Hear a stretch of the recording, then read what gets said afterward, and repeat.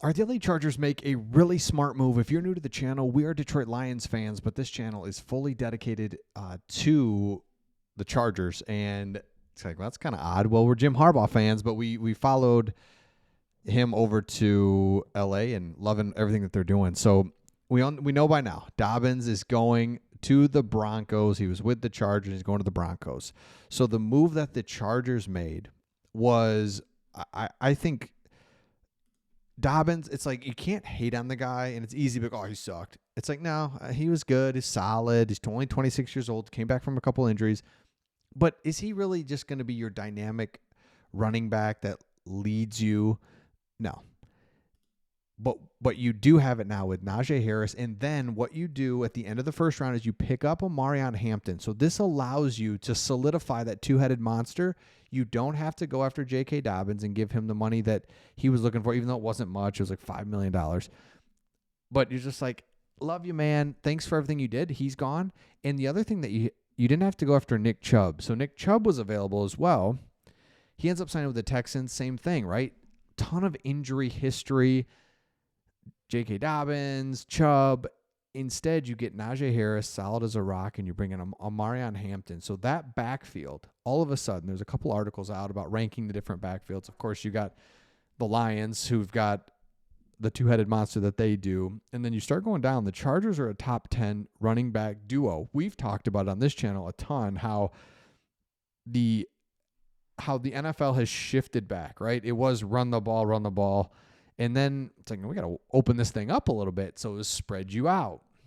Then it was fast paced. Then it was no huddle. And now it's back to like, man, if you can run the ball, it's so effective for your team and so hard on the other team.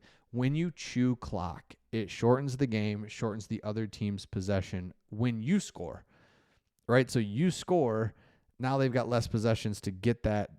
It just basically their margin for error really comes down. You get a turnover, run the ball some more. Next thing you know, you win 24-17 all day long. And that's what Jim Harbaugh knows. And he was the one at Michigan to buck the trend, because remember, I remember Nick Saban's like getting into this offensive mind, and Jim Harbaugh's going against Urban Meyer, and it's just like, oh, dude, we got to do something. So Jim Harbaugh brings in Shea Patterson. Probably don't remember this. Probably weren't paying attention. Don't blame you. It's like 2018. It's like, let's go, baby. We're going to run and gun. We've got he's kind of like the Johnny Manziel of the day. And it was just terrible. Then Jim Harbaugh said, okay, 2020, I'm going to go back to what I do. And this is before everyone was going back to it, right? What made him successful at Stanford and the 49ers. I'm going to go back to running the football. We're going to be physical.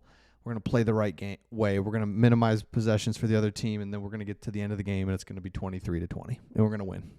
And that's what Michigan did, and Michigan won back-to-back Big Ten titles, national championship. Love it. Okay. With that being said, let's take a look at this. Is PFF put out edge rusher that's going to break out in 2025. It's Thule. And I think we forgot that the Chargers have this dude. You think about Khalil Mack. You talk about Bosa. Is Bosa healthy? Is he back? Is Bosa good? Is Bosa back? Is Bosa going to play? Well, Khalil Mack got Khalil Mack. It's like, what about Thule? So don't forget that you've got a really good player here. Former USC Trojan was generally effective in his second NFL campaign. Solid PFF rushing grade, which, by the way, PFF rushing grade I like, and I think they can really do a nice job as far as taking the numbers of pass rushing and put it into the algorithm to make sense. So, okay, fine, good. He's only 22 years old. If he cleans up missed tackles, then his production against both pass and run should elevate. Love that. Another PFF article was talking about how every team, basically,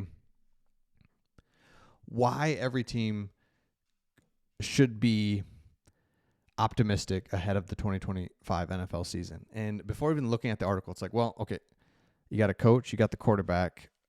That's why you should be optimistic. Duh. But here it is. Young stars on offense. So Ladd McConkey, Amarion Hampton, Trey Harris, we talked about it. Then Greg Roman goes out and talks about how the wide receiver room is night and day from what it was last year. He talks about how Ladd McConkey he's like not trying to hide it. Ladd McConkey is the focal point of the offense, and he's one that we're really going to lean on.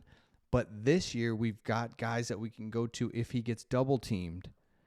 Quentin Johnston, Mike Williams, Trey Harris, 2 running backs now. Love it. So Ladd was such a big weapon. I mean, he's just so dependable. We're able to do things with Ladd in year 1 that you generally don't do with guys until year 3 or 4.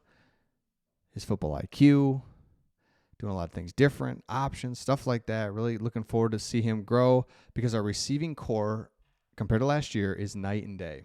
So if you want to be optimistic as a Chargers fan, I think you look at a couple things. You've got the coach, you've got the quarterback, but now you've actually got talent around them, around your quarterback, that you really haven't had since Justin Herbert's been here. You've had randomness, no real structure around it, meaning you've had a good player here, you've had Mike Williams, you've had Keenan Allen. So there's not like he's not had talent, but I think you would take away some of those just blue chip players and bring around just a steady diet of we can run the ball. We've got wide receivers now. We've got guys that can get open in Ladd McConkey. We've got big-bodied guys. We've got a 2-headed monster at running back. We've got Mekhi Becton now at guard to pair with our really good tackles. The offense just seems like, man, what more do you really need at this point? Yes, I think you wanted one more interior offensive lineman. You didn't get it, but you're going to shift some guys around and going to make it work. So I think the Chargers are just primed for something really good because you look around the division, the Chiefs are the Chiefs, and with Patrick Mahomes, it's just they're going to be tough. That's just where they're at. The Broncos, they could get better or they could have a sophomore slump type of thing with their quarterback. What are they? They're still maybe in the Russell Wilson dead cap thing.